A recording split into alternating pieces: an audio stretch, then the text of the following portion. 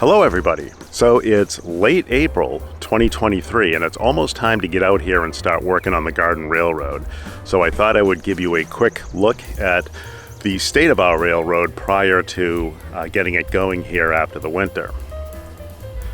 So I want to give you a little bit of history about our setup here and some of the decisions that went into it. So our railroad sits on two sides of our family room. In our family room, the walls of our family room are 24 feet each. So we got 24 feet over here and it kind of extends past the wall. And if we go to this side over here, we have another 24-foot wall here, but we lose a few feet here because of the basement walkout. So what we did here was, what was here before were shrub beds on both sides of the railroad. So we had about 9 big shrubs against both walls there. And they were kind of high maintenance. They were really mature, high maintenance, and we had to cut them back fairly often. So if anybody's ever seen an episode of This Old House, you know that they hate when vegetation is against wood siding and things like that. It just really damages siding. So that and the fact that we were kind of inspired to do a garden railroad, we decided to pull out the shrubs and use that spot for our garden railroad. So we pulled out the shrubs, and the shrubs are also had a border of these granite pavers here, and it kind of extended out maybe 6 or 7 feet from the wall, kind of looking down here. So what we did was we thought that we would push it out to 10 feet, which we've done here on both sides. And that's what we had planned to work with. And we'd also planned a stone bed. Now the reason we planned the stone bed, and rather than kind of a nice landscaped garden railroad with grass and turf and wood chips and things like that, is because we weren't quite sure over the years what we'd be happy with.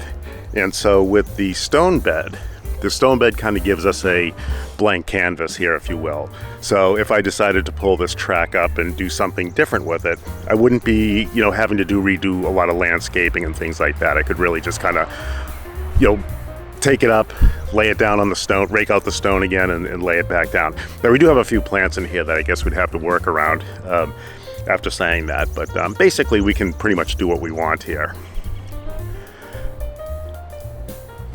The story of the stone is actually kind of interesting.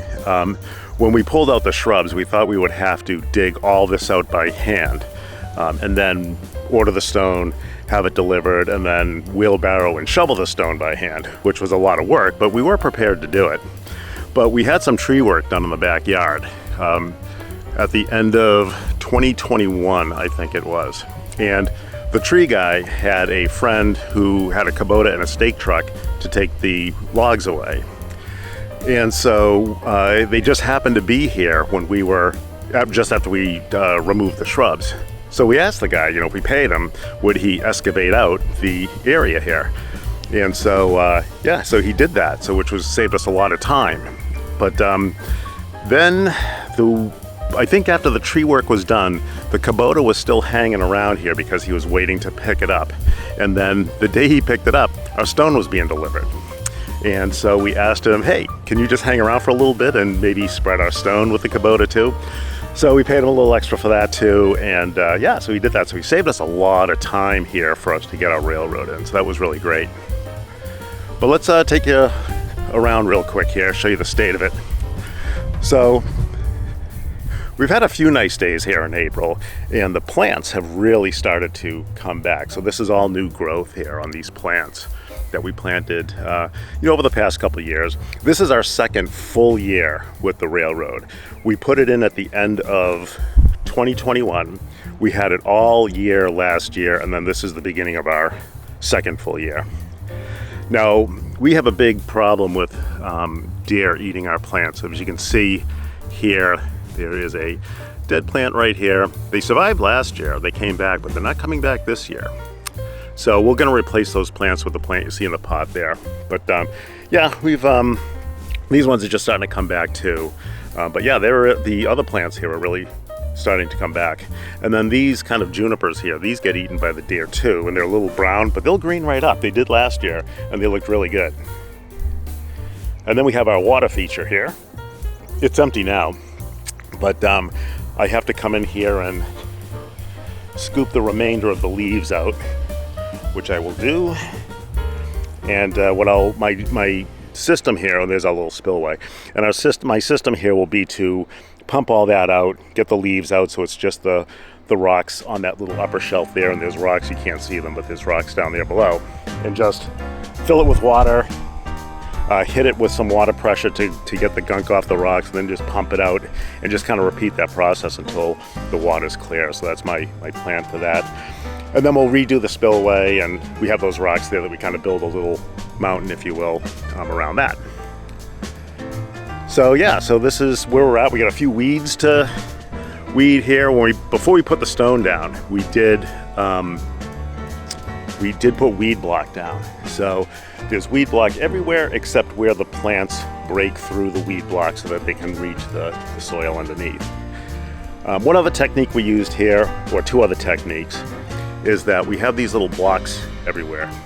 This is where our buildings sit. So we bring our buildings in for the winter. They're sitting down in the basement, and so that's what these things are.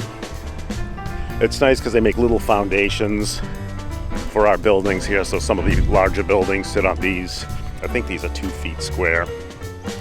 There's a couple of longer ones over there, but they make a nice foundation for the buildings. They give them something nice to set on, and we can put the figures around that, and they've got something nice and level to sit on. So anyway, and then our layout itself consists of 2 loops, an inner loop and an outer loop.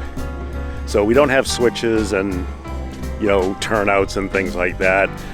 We just have 2 continuous loops that just come around. So I'd like to do something more elaborate sometime in the future, and maybe sometime in the future here, maybe push this out a little bit and then maybe do a little bit more with it. So what do we got to do to get this thing going for the season? Well, the first order of business here is going to be to scrub this track. And we bought a couple of they're for drywall sanding, on a wall. So there's like a handle that you can put some kind of mesh looking sandpaper. We'll show you that process when we get to it. So we're going to use that to clean off the track. The trains late last year, like into the fall, they hadn't been cleaned in a while. So the trains were running a little sketchy in spots. So I just assumed that was just crap building up on the rails. So hopefully when we clean those off, everything will run smooth. The other thing we did, the other approach we took, is if you see here, we use the Masoth, I think that's the way you pronounce it, Masoth connectors. So you see those 2 screws there, or actually 4 screws, you're looking at a whole track there, both rails of the track. So those Masoth connectors are really good. They really hold the track together, they don't pull apart, and you get really solid connectivity, I think. So that's just a little thing that we use here. They're a little bit more expensive. I shouldn't say a little bit, they're a lot more expensive, but I think they really do the trick. And the reason we picked Masoth over Peco, this is all Peco track, is that the Peco ones use Allen wrenches, I think, for the screw. And it's a kind of a side approach, so you kind of approach it from the side of the rail. With these Masoth ones, the screw is like right overhead. So that's really super easy access. And we can just walk around the train or the track with a screwdriver, hunched over a little bit, depending on the length of the screwdriver, and just walk around and just tighten them. So it's really easy access. The other thing that we use here, which may make Garden Railroad purists cringe a little bit, is we use this kind of fake turf here in select spots. I don't really want to maintain grass in here, but there are some little scenes here, like this is kind of our recreational area here on our layout here. So there's the pond and that little moon-shaped thing around the end of the pond usually has sand on it, so that's kind of the beach. But these little grass spots here are campsites. And when we get this all set up, you'll see that. But we have to clean those off. But the grass is actually kind of nice. It's pretty maintenance free. The color's good. And I think they work out pretty well, but it's the only spot that we use like kind of fake plantings. Because like I said, I just don't want to maintain grass, you know, in such a kind of congested area here. And then we have a little farm scene down here. So this is the farmhouse yard and all that. So yeah, so the first order of business will be to scrub that track. The second order of business will be to get our water feature back up and running. I took it apart a little bit because I wanted to change it up, but now I'm not quite sure what I'm going to do with it, so I'll probably just do the spillway. I may make the waterfall a little higher for a little bit more drama, but yeah, we'll see what I do with that. So that's the second thing. The other thing here is like, this is like a little planting bed here on the corner, but you can see we had some landscaping work and we had some grass planted. And when they spread the seed, they got a lot of grass seed inside our area here. So we'll have to come by with some Roundup or something like that and kill that. And then we'll have to weed this by hand. You can see the actual plants that are intended to be there. So we have a little bit of work to do there. This new growth here, you can see that there's some old sticks from last year, so we'll have to cut those away and make room for the new growth just to neaten that up a bit. And then put our buildings out. We'll have to, you know, kind of sweep off all the rocks that have gone over, like our little grass mats and our building foundations here, neaten that up. Then we'll have to get the leaves out from under all the plants. There's a few spots where the leaves have gotten together. And then one other spot here that is a little bit troublesome, but we really don't have a great solution here, is this drain pipe here. So the drain pipe obviously goes down the corner of the family room here. We don't want the drain pipe to go into the stone right near the foundation. We have a really high water table here, and so I don't want to do anything that's going to contribute to water building up under the foundation, so that's why we channel it away. But it's kind of in the middle of the railroad, and we can't put it under the railroad because our yard has no real slope to it. So if we put the pipe under the railroad, under the stone, say, there's just nowhere for it to come up above grade again to disperse the water.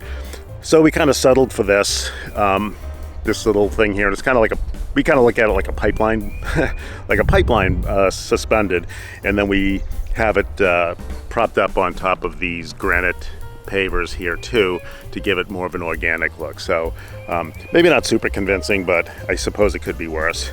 So I haven't stopped thinking about what we can do to remove this pipe, but I'm sure we'll come up with something at some point.